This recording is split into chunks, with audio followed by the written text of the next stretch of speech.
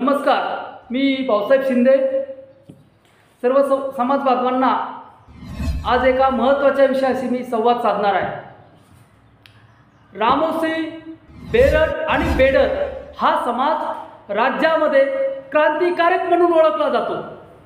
हा समाज इमानदार म्हणून ओळखला जातो.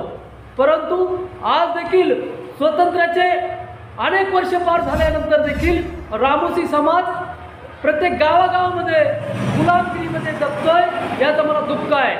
म्हणून मी रामोशी समाजाच्या काही मागण्यांसंदर्भात केंद्रासह राज्य सरकारकडे मागणी केलेली आहे.